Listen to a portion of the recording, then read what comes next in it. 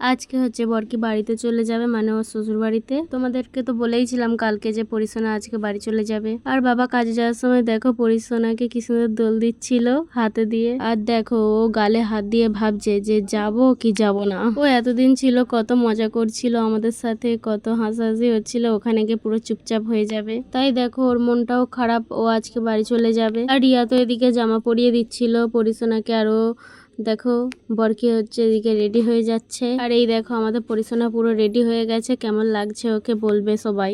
আর এই জামাটা তো পরিসোনা অন্নপ্রাশনে পেয়েছিল, তারপরে বরকি ওকে বুট পরিয়ে দিচ্ছিল কিউট কিউট। আর পরিসোনা তো সকাল থেকে চুপচাপ ছিল, আর যাওয়ার সময় খুব কান্না করছিল। দেখো কিরকম মুখটা, ও মানে যেতেই চায় না, কিরকম কান্না করছিল। এখানে তো সারা দিন কোলে, আর ওখানে তো শুয়ে থাকবে। আর সুপ্রিয়দা তো বরকিকে আনতে এসেছে। তারপরে তো সবাই রেডি হয়ে গেছে, বের হয়ে যাবে এবারে। আর বাবা কাজে চলে যাচ্ছিল, ওই জন্য বাবার কাছে ও আছে একটু। আর দেখো আমার হাত কি সুন্দর একটা অভিনয় করে নিচ্ছি। আর এই দেখো মামা ভাগ্নে কুটুস, মানে আমার কাকার ছেলে, ওকে কোলে করে নিয়ে যাচ্ছে, ওটাই একমাত্র ওর মামা। তারপরে তো ওরা চলে গেল, আর আমাদের বাড়িটাও ফাঁকা হয়ে গেল। আর দেখো রাস্তায় বের হয়েও পরিসোনা কান্না করছে, দেখো ওর মুখটা কিরকম।